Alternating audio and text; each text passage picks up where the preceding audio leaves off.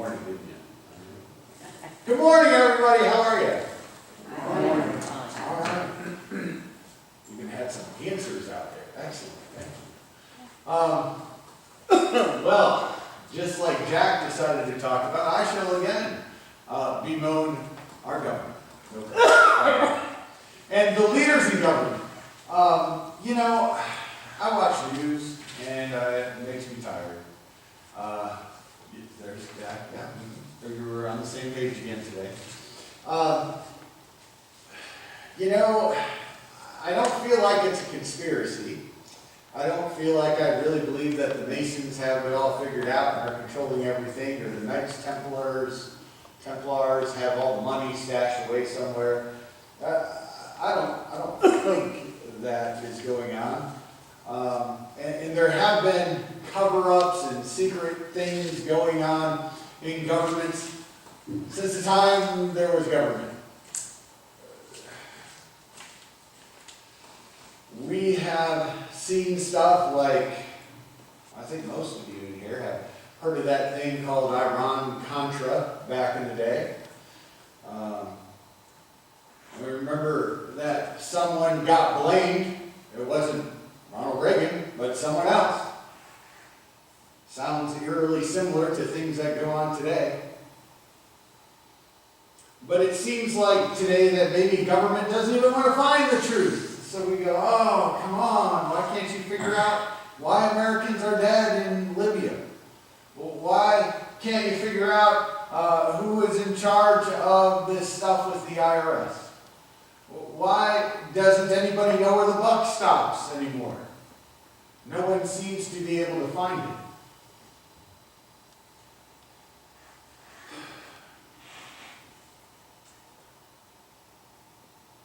How many of you here would raise your hands and go, I know a truly honest politician at the federal level? Yeah, I don't know. Maybe hard to find a truly honest politician. And I'm frustrated by it, but it isn't like it started 6 years ago. It didn't start with the introduction of Barack Obama. It didn't even start with Caesar or Alexander the Great. There has always been dishonesty.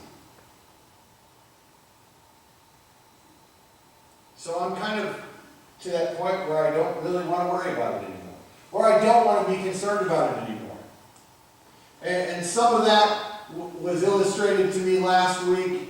Did anybody see the Billy Graham thing this past week? We got a couple.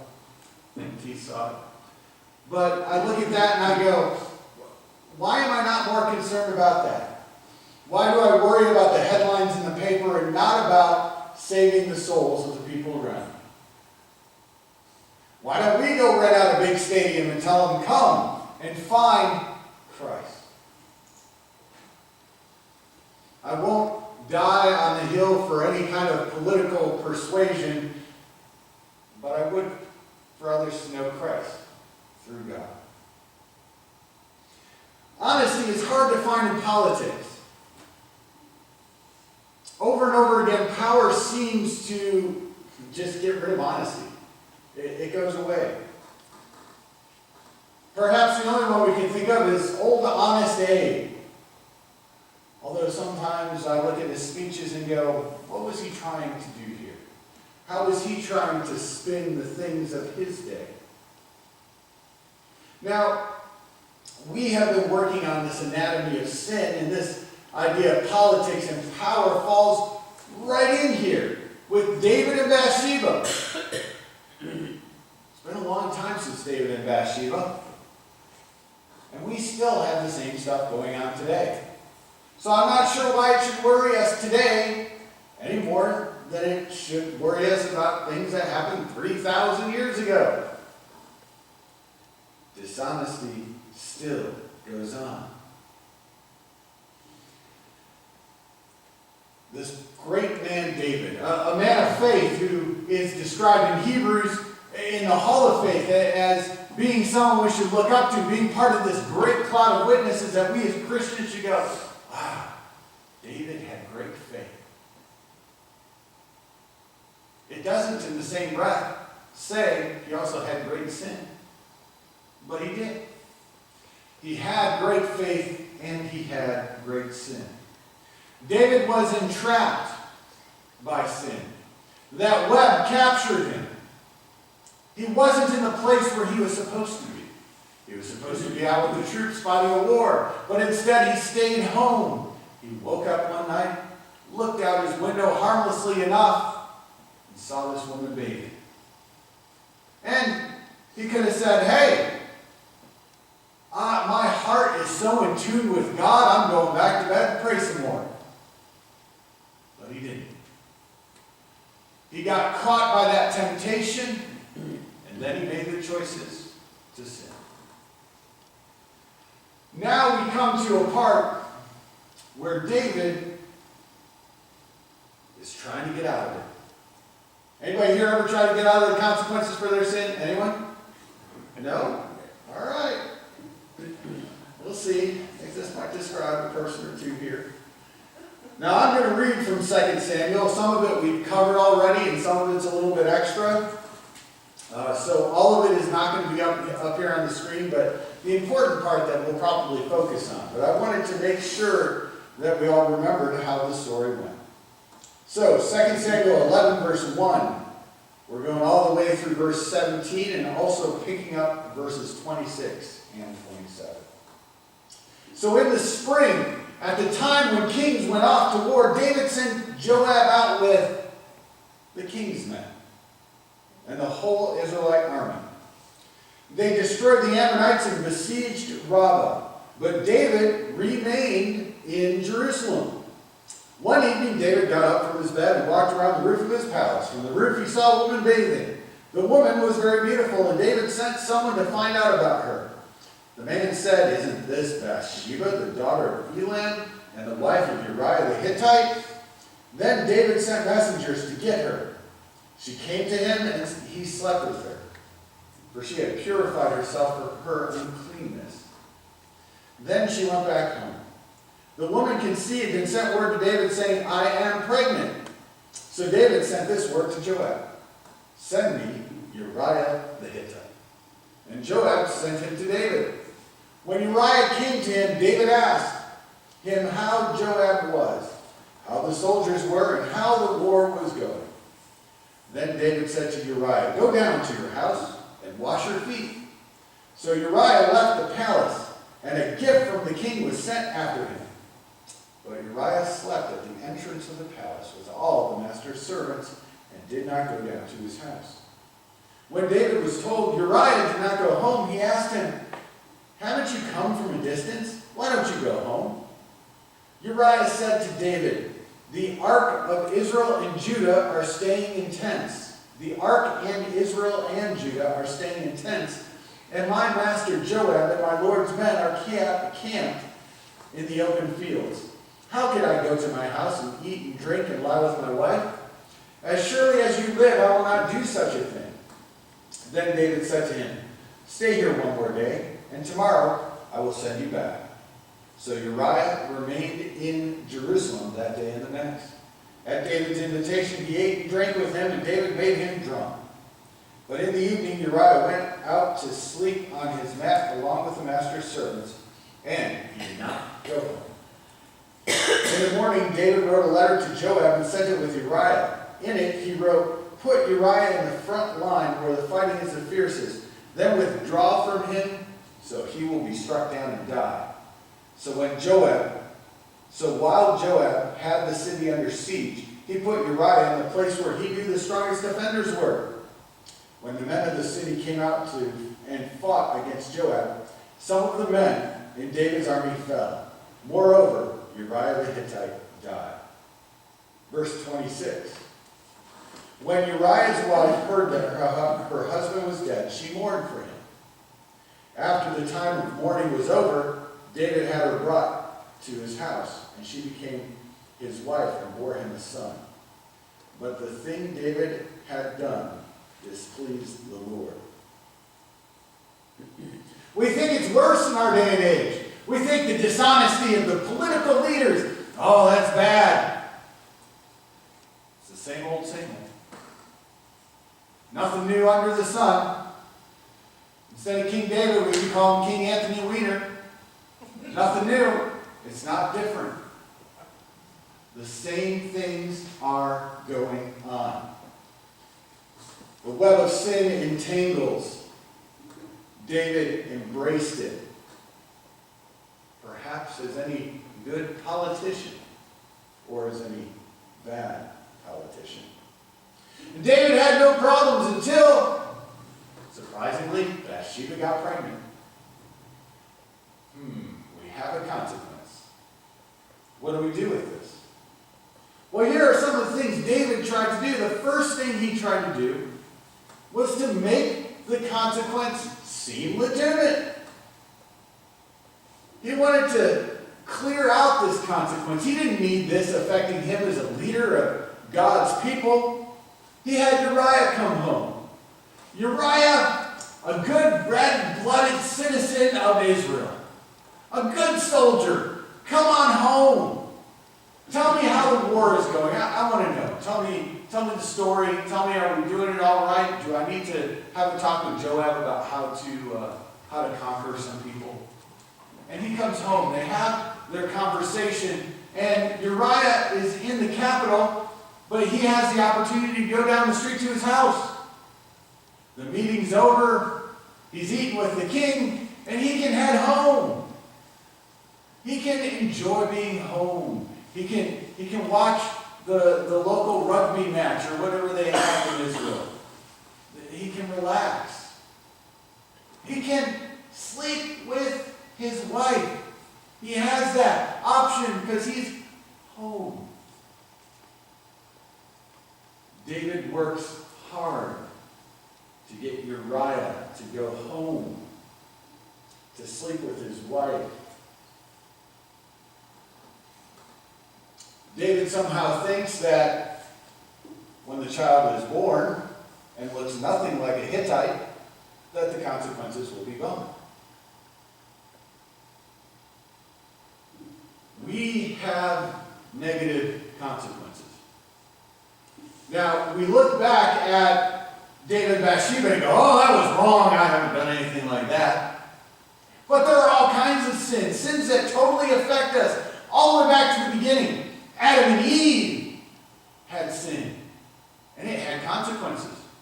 They got booted out of the Garden of Eden. That's part of our consequence. We have to work the ground to get food to grow, part of our consequence. Not me, but some of you have pain during childbirth, part of our consequence. There are consequences that come out of sin. We all fall short of God's glory. Why in the world does sugar taste so good? Why can't ice cream qualify as one of our vegetables of the day? It frustrates me.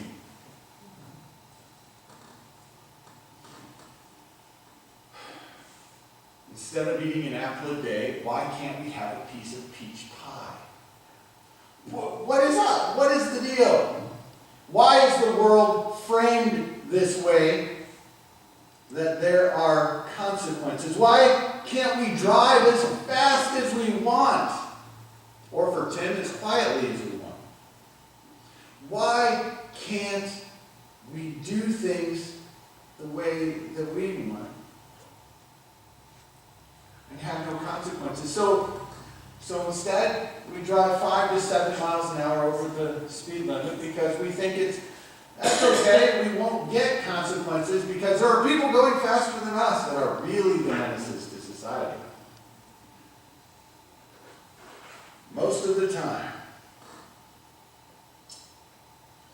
Why am I not enjoying my life more when I haven't spent time with the one who has given me life? We chalk it up to maybe needing more caffeine, needing a pill from our psychologist, and then being okay. We do whatever we can to avoid consequences just like David. We don't want to learn to control ourselves. That would be too hard.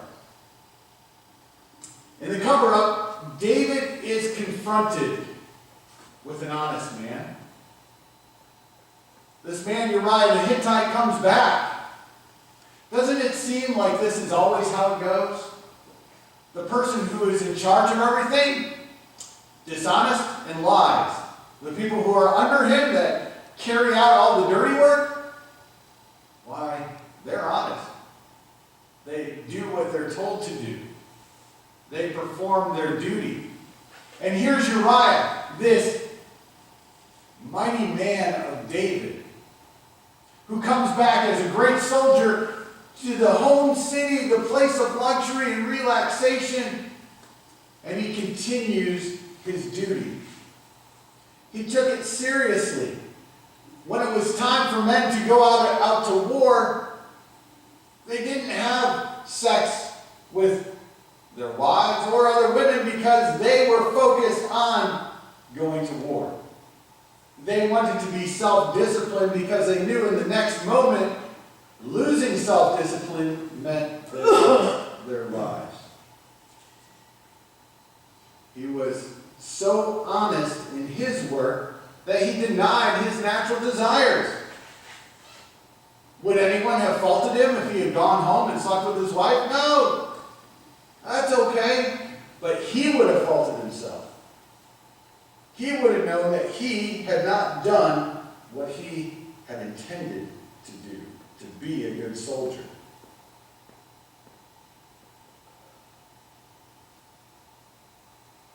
The people down the food chain, the soldiers, the workers, they work their behinds off. And people like David get to be leaders. Maybe many of us together would shake our fists at heaven and go, why does it work like this? I'm an honest person. I've worked hard all my life. Why didn't I get the promotion to be in charge? Why do the in charge people get all the power and then fritter it away by lying, cheating, being dishonest? Until we realize that our lives aren't reflected in the honesty of Uriah, but rather in David. We are people of faith in God, yet we don't deny ourselves some little pleasure so we can spend more time with God. We can't keep from falling asleep like Jesus' disciples in prayer. We can't get on our knees anymore because it's uncomfortable. We can't figure out a way to hear from God because our eyesight's getting a little bad and it gets a little hard to read, so we can't invest in an audio Bible. I tell you what, I hate being a reflection of David. I'd much rather be able to stand up here and go, guys, I'm a reflection of Uriah. I'm so honest. I do everything by the book the way that God has asked me to do it. But I can't. So why are we people who are after God but sin? Why can't we just make those choices? Deny ourselves the moment of being in front of the big screen for a moment to be with our Lord.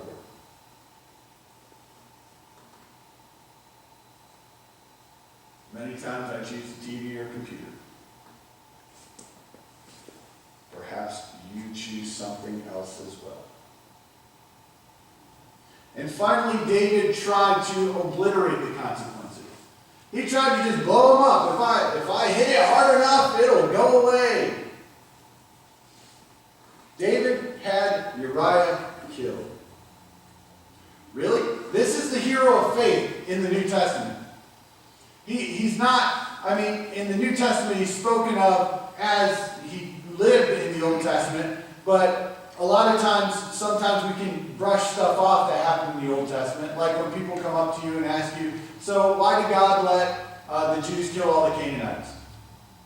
And you go, well, I don't know. That was in the Old Testament. That's usually what we answer, and that's wrong. But anyway, sometimes we, that was in the Old Testament. That doesn't matter. But here in the New Testament, in Hebrews, they go, David is the guy. He is a man of faith. He's awesome. Yet he sinned.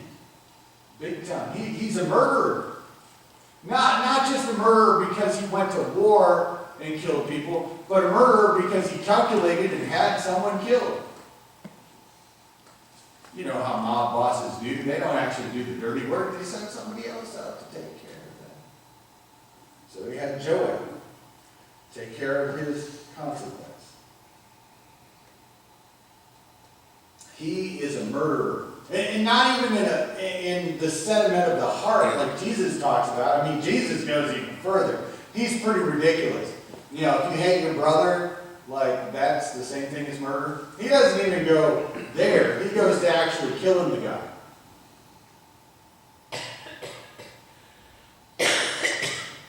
If we have the power, don't we try and fix our consequences?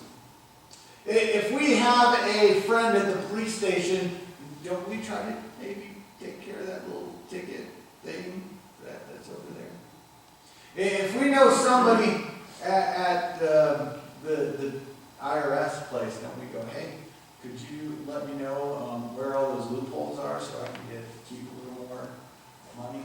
Or if we know somebody at City Hall, we go, you know, I really want to put a fence here by my house. Could you make that okay, even though it's a little bit over on my neighbor's side? Would that be all right?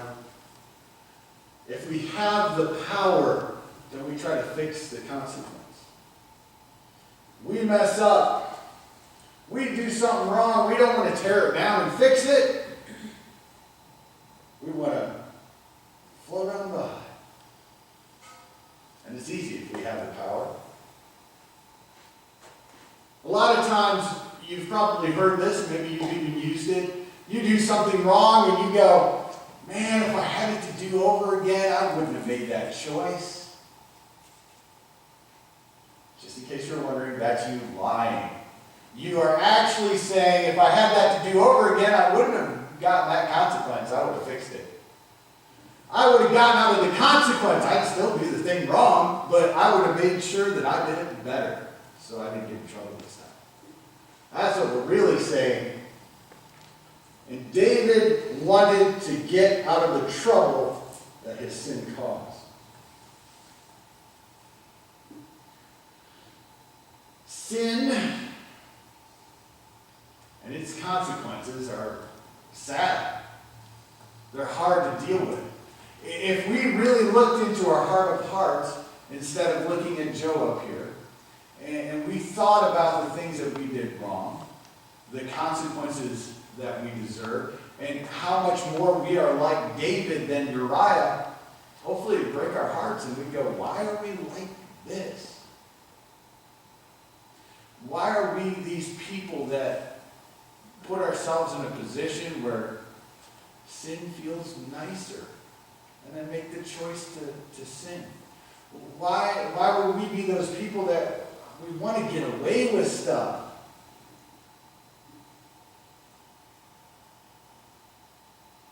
The beauty of the consequences, the beauty of the heartache, is that it reminds us that we need a Savior. It reminds, hopefully, each person in the sound of my voice that they are broken, that you do stuff wrong, just like the guy standing up here talking does. That I need somebody to pay for my sins. I might have to eat my consequences, but hopefully next time I don't have to hang on to my sin. That Jesus Christ came and died on that cross so that I don't have to have any more consequences because I don't have to have any more sin. The consequences are painful to draw us back to God. To know that we need to be rescued. I can't help but give props to Alcoholics Anonymous and Narcotics Anonymous for understanding what it means to be broken and to have to get there. To put all of our stuff down.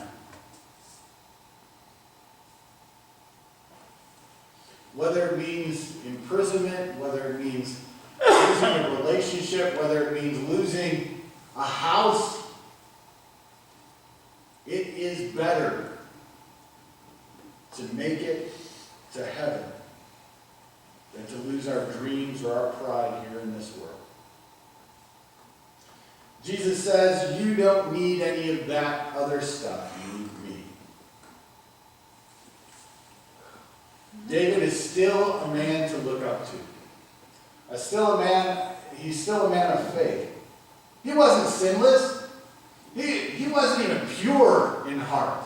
I mean, you can't look at his heart and go, oh, you were pure. You had Uriah killed. You're still a pure guy. No, he had blood on his hands.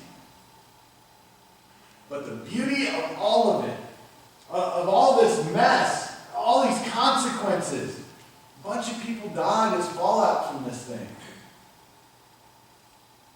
God still saves. God wants to rescue us. He wants us to go, God, I am sorry. Restore me, fix me. I don't want any more consequences. And God will say, good, then stop sinning. Follow me. People of faith can't conquer all of our consequences that we've had in the past. But by the power of faith, we can get rid of the sin that gives us those consequences.